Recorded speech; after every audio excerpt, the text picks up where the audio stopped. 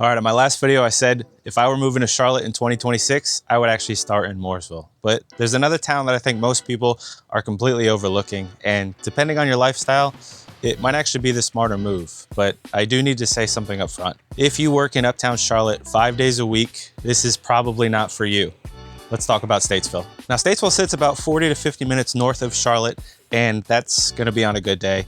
And for a lot of our relocation buyers, that's usually where the conversation ends.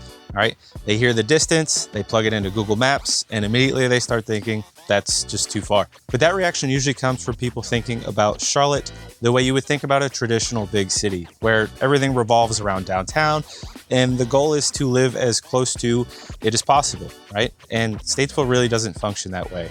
Now, Statesville isn't trying to be Charlotte's suburb. It's positioned differently, and if you look at the map, it sits right in the center of a triangle between Charlotte to the south, Winston-Salem to the east, and Hickory to the west. And that one detail changes the lifestyle here quite a bit. But when you live in Statesville, you're not just tied to Charlotte for everything that you do. You've got Charlotte about 45 minutes south down I-77. You've got Winston-Salem 45 minutes east on I-40. And then you have Hickory about 35 minutes west, which is really an underrated city for restaurants, healthcare, and just day-to-day living. So instead of relying on one major city, you actually have access to 3 different metros depending on what you need. And what I mean by that is this, right? If you need a major airport, concerts, pro sports, or big city amenities, you're gonna head down to Charlotte. If you want wineries, slower pace, or some healthcare systems and universities around Winston-Salem, that's gonna be an easy drive as well, right? And then Hickory's gonna give you another option for shopping, restaurants, hospitals, without having to drive all the way down into that Charlotte traffic. All right, so your life here becomes a little bit more distributed, and it's not this daily routine of driving into one major downtown every day. Instead, you've got multiple options in multiple directions. Now, the other thing that really defines Statesville's location is the highways, and this is something relocation buyers often overlook until they actually live here. Right? Statesville sits right at the intersection of I-77 and I-40. Now that might not sound exciting, but from a logistics standpoint, it's actually incredibly convenient. I-77 runs north and south straight through Lake Norman and right into Charlotte. Right? I-40 runs east and west across the entire state. So from Statesville, you can go north or west into the mountains, south to Charlotte, east towards Winston-Salem and Greensboro, and then eventually all the way to the Outer Banks, and west towards Hickory, and eventually into Asheville and into Tennessee without having to fight your way through a bunch of smaller roads first. And for people who travel for work, visit family around the state, or just like getting out on the weekends, that connectivity actually becomes a pretty big advantage because you're already sitting on the main arteries that connect most of North Carolina. Now, the flip side to all of this is that commute question. If you're someone who needs to be in Uptown Charlotte every single morning at 8 a.m., then yeah, that 40 to 50 minute drive can absolutely turn into an hour or more, really just depending on traffic, right? That's 40 to 50 minutes on a really good day. And especially once you hit that Lake Norman stretch of I-77, that's when it really starts to build up. Now, is it doable? I think so. There are definitely some people that live in Statesville and work in Charlotte every single day, but is it something that most people want to do 5 days a week long-term? Probably not. And that's exactly why the people who tend to love Statesville the most are usually one of 3 types of buyers that we see. Either they work remotely, they work locally around Iredell County, or they only need to go into Charlotte occasionally instead of every single day. Now, for those buyers, Statesville starts to make a lot more sense because what you gain is space, lower home prices, less congestion, and a town that still has its own identity rather than feeling like a giant suburb. And that's the key thing to understand about this location. Statesville is not trying to compare itself with Charlotte. It's its own small city that just happens to sit within driving distance of several larger ones. And for the right buyer, that balance is exactly what's going to make it attractive. Now, before you write it off as too far north, think about your weekends, right? 45 minutes east and you're in Winston. And Winston has almost everything that Charlotte has to offer, right? Great restaurants, shopping, events, obviously minus the major league sports traffic and daily congestion. However, they do have Wake Forest University, so watch out for them during the football season, all right? Now, 35 minutes west and you're in Hickory. Right? Hickory Crawdads baseball games in the summer for less than $20 a ticket. Easy parking, easy access.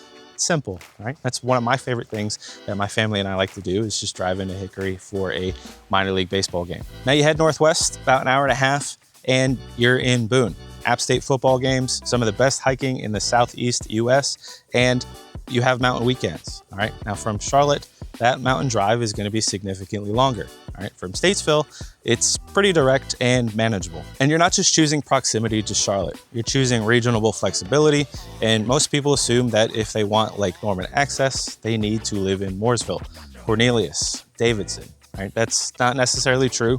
There are some parts of Statesville that are less than 15 minutes away from Lake Norman State Park.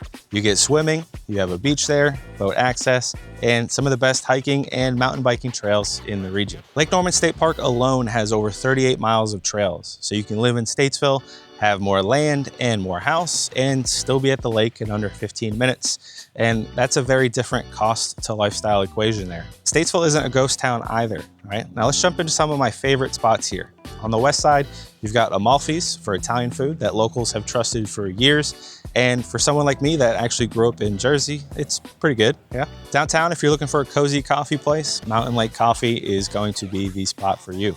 All right, you can go and grab your coffee, grab some treats, and just sit and enjoy your morning. Next, we have Twisted Oak American Bar and Grill for dinner and drinks, and that is also right in the heart of downtown. Groucho's Deli for something quick and reliable. Now, don't get me wrong, Statesville is not the scene that Charlotte has as far as food goes, but it's pretty solid. And if you ever feel like you want more variety, more upscale dining, or lakefront options, Mooresville is 20 to 25 minutes down the road. All right, you're not isolated. You're not just sitting in River Highway 150 traffic every afternoon. Now let's address the obvious. If you are commuting into uptown Charlotte every single week during peak hours, Statesville is definitely a tough setup. I do not recommend it for someone who needs to be in Charlotte 5 days a week. But if you work remote, travel occasionally, or only go to Charlotte once or twice a week, then that equation is gonna change. And if you're strategic, that NC Quick Pass Express lane is gonna make a noticeable difference here. Now, along I-77 through the Lake Norman area, you've probably heard people talk about the toll lanes, right? Officially, they're called the express lanes, and they run right down the middle of the highway. Now, most people just assume that these are expensive toll lanes that you have to pay every time you use them. But there is a small detail that a lot of drivers don't realize. And at first, when I first moved here, I didn't realize that either. All right, now if you have that NC Quick Pass transponder, you can actually mark that you are traveling HOV +3. All right, so you need 3 or more people in the vehicle. And when you are HOV +3, those lanes are completely free. All right, now you need the transponder and you need to mark that you are traveling HOV. And the big advantage there is this, all right? Those lanes almost never have any traffic at all right? While the regular lanes might be slowing down around exits 28, 30, 36 near the Lake Norman area, the express lane is usually going to keep moving because fewer people choose to pay that toll. So if you've got 3 people in the car and you've got the HOV setting turned on with your quick pass, right, you could just jump into that lane, move through the corridor a lot faster without paying anything. Now, for example, let's say you're heading down to Charlotte to see a Panthers game, all right?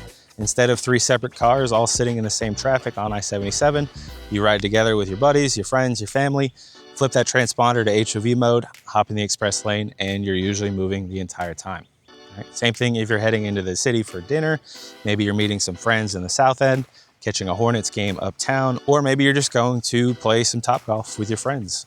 All right? If you ride together, you can actually take advantage of that lane and avoid a lot of that slowdown that does happen along the lake. Now, even something simple like a family trip into Charlotte for the afternoon. If you've got 3 people in the car, you've got that express lane option available to you. Now, with all that said, it only really works if your lifestyle is going to support it. If you are commuting by yourself every single day, then those lanes are still available, but you're typically going to be paying whatever the toll price is at that time. And on I-77 in the Lake Norman area and down into Charlotte, it is going to be dynamic pricing. So the more traffic you see, the more expensive it's going to be. Now, if you tend to travel with family, coworkers, or friends when you head into Charlotte, the HOV rule is definitely going to actually make those express lanes just really useful for y'all. All right, it's not going to eliminate traffic entirely, but it can absolutely make the drive into Charlotte just a lot more predictable. And hey, real quick, I hope y'all are getting some value out of this video. As much as I love making these, I am a licensed real estate broker here in North Carolina. So if you are considering relocating to Charlotte or the Lake Norman area and you have some questions, reach out.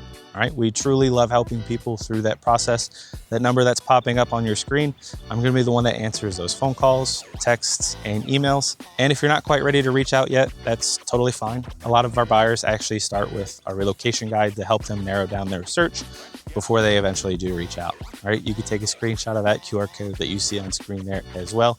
And it's also gonna be linked below. All right, let's get back into it. Now let's talk about why this matters going into 2026. Charlotte is going to keep growing. Lake Norman keeps filling in.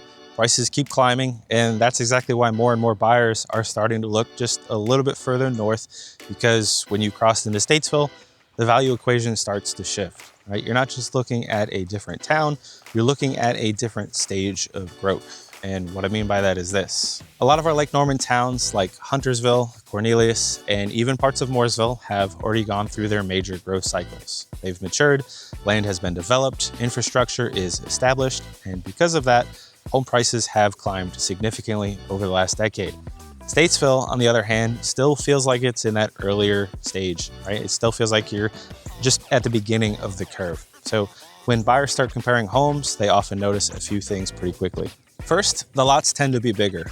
Instead of homes sitting 10 feet apart, like you'll see in some of the newer Lake Norman subdivisions, you'll often find neighborhoods where there's a little bit more breathing room between houses.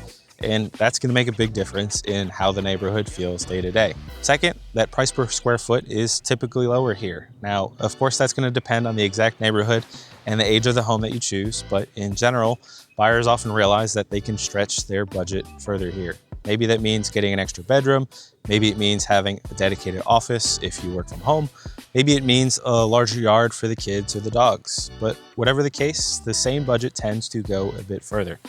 Another thing that buyers notice is HOA density, right? And what I mean by that is you simply have fewer neighborhoods where every single house is packed into the same master plan development with a strict HOA. Now those neighborhoods do exist here, but they're not as dominant as they are in some of the Lake Norman suburbs, right? You'll find more variety, some neighborhoods with HOAs, some without, some with a little more land and fewer restrictions, and then there's congestion as well, right? Because while Statesville is growing, the daily traffic patterns still feel very different compared to what you'll see along the lake. You're not dealing with the same level of congestion around exits 28, 25, or heading into Burkdale Village. And that translates into something you really feel in everyday life.